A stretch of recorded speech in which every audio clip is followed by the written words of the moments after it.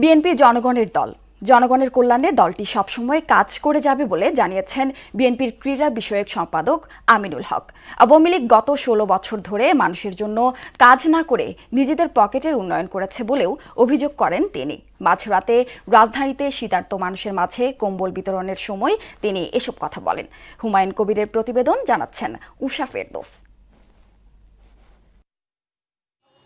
কনকনে শীতে অসহায় ও ছিন্নমূল মানুষের মাঝে শীত বস্ত্র বিতরণ করেছেন বিএনপির ক্রীড়া বিষয়ক সম্পাদক ও ঢাকা মহানগর উত্তর বিএনপির আহ্বায়ক আমিনুল হক। রোববার মাঝরাতে রাজধানীর রূপনগর ও পল্লবীর বিভিন্ন স্থানে অসহায় মানুষের মাঝে কম্বল বিতরণ করেন তিনি।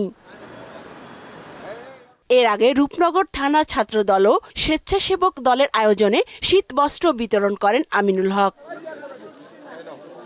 বিএনপি জনগণের দল, দেশের ক্রান্তি লগ্নে মানুষের পাশে থেকে কাজ করছে বলেও জানান তিনি। জনগণের যখনই কোনো ক্রান্তি লগ্ন এসেছে, আমরা চেষ্টা করেছি বাংলাদেশ জাতীয়তাবাদী দল বিএনপির ভারপ্রাপ্ত চেয়ারম্যান জনাব তারেক রহমানের নির্দেশনায় আমরা তাৎক্ষণিকভাবে সেই ক্রান্তি লগ্নে আপনাদের পাশে, দেশের সাধারণ মানুষের পাশে দাঁড়ানোর জন্য চেষ্টা করেছি। আওয়ামী লীগ জনগণের পাশে ছিল না অভিযোগ করে আমিনুল হক বলেন, তারা সবসময় নিজেদের পকেটের উন্নয়ন করেছে। গত ১৭ বছর ধরে স্বৈরাচার শেখ হাসিনার সরকার কখনো বাংলাদেশের মানুষের পাশে ছিল না, কারণ তাদের বাংলাদেশের জনগণের ভোটের প্রয়োজন হয় নাই। আপনারা সকলেই জানেন, গত ১৫ বছর আপনারা কি ভোট দিতে পারছিলেন? কেউ ভোট দিতে পারেন নাই।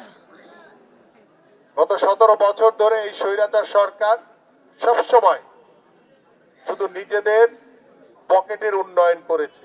সব সময় মানুষের কল্যাণে কাজ করে যাওয়ার প্রত্যয় জানান বিএনপির এই নেতা। আমরা ভবিষ্যতে একটি সুন্দর বাংলাদেশ, একটি সুন্দর সমাজ গড়তে পারি।